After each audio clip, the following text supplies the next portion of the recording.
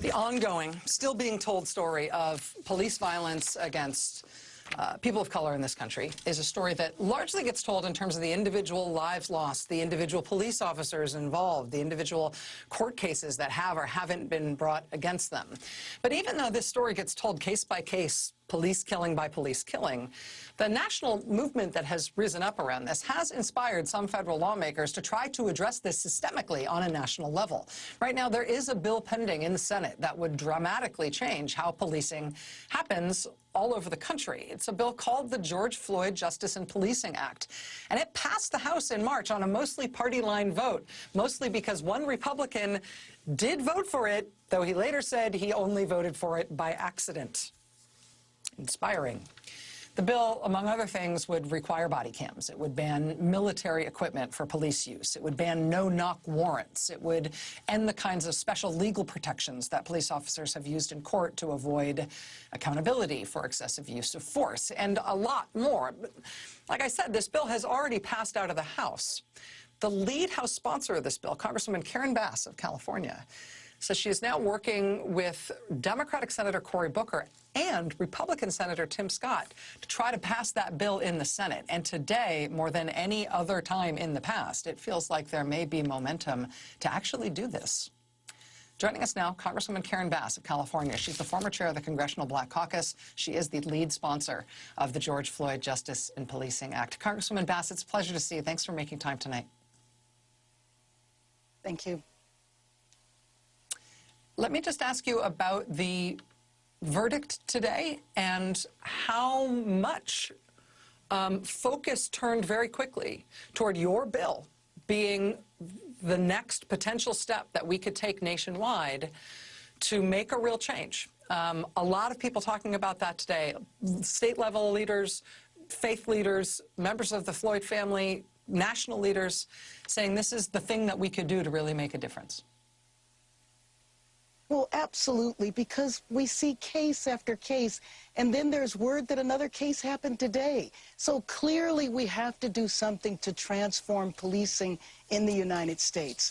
I have been watching this and have been involved in this issue for decades, and it's terrible that it took the world witnessing the torture and murder of an individual to bring about this type of change. But I do feel like we're on the cusp of doing that. So I am hopeful today. I don't know what I would have done if the verdict had turned out wrong, but it didn't. And so I am hoping that the measure of hope that we all got today will be enough to get us over the finish line and put a bill on President Biden's desk. I want to ask about the focus in the bill, and the bill has a lot of different components, but there is a focus on police officers getting training around things like implicit bias. One of the things that I found just disheartening about watching the Chauvin trial was the focus over the course of the trial on just how much training he had had, how many hundreds of hours of training that he had had. And of course, that played a role in the decision by the jury to decide whether or not he was following his training when he killed Mr. Floyd. But I wonder if there is reason to feel hopeful that some sort of different focus in training, some sort of national standards in training could make a difference in real life and not just on paper.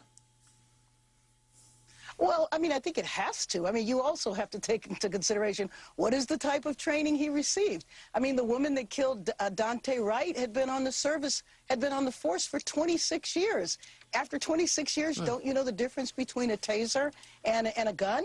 So, you know, I would raise a question as to what is the type and quality of training. And you raised a key issue. There are no national standards. We have 18,000 police departments around the country, no national standards, which is why chokeholds is okay one place and another place it isn't. No-knock warrants are okay. You need to have standardized accreditation and testing for officers.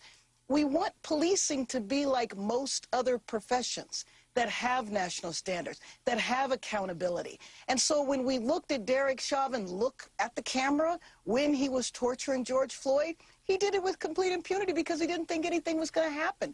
We need to take that away, which is why qualified immunity is really important and why we have to lower the standards to prosecute officers so we won't see case after case that aren't even prosecuted.